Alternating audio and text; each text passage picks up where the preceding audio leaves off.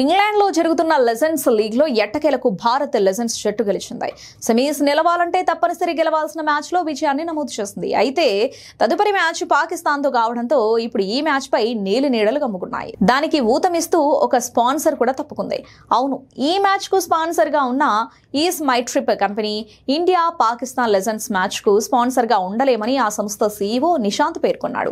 ప్రస్తుతం ఇండియా ప్రజల నుండి వినతుల కారణంగా మేము తప్పుకుంటున్నట్లు తెలిపాడు. అంతేకాదు, టీమిండియా విండీస్ లెజెండ్స్ జట్టుపై అద్భుతంగా ఆడి సెమీస్ లో నిలిచినందుకు సంతోషంగా ఉంది. కానీ పహల్గామ్ ఉగ్రదాడి తర్వాత ఆ దేశానికి మేము ఎటువంటి మద్దతు ఇచ్చేది లేదని రాసుకొచ్చాడు.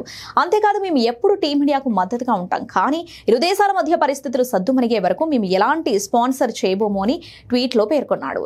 ఇప్పుడు ఈ నిర్ణయంతో ప్లేయర్లు కూడా మునపటిలా నిర్ణయాలు తీసుకుంటారా లేదా అనేది చూడాలి. ఇక ఇప్పటివరకు ఈ టోర్నీలో ఇండియా లెజెండ్స్ జట్టు గెలవలేదు. దీంతో సెమీస్ కి చేరాలంటే ఇచ్చిన టార్గెట్ ను 14 ఓవర్లలో ఛేదించాల్సి ఉంది.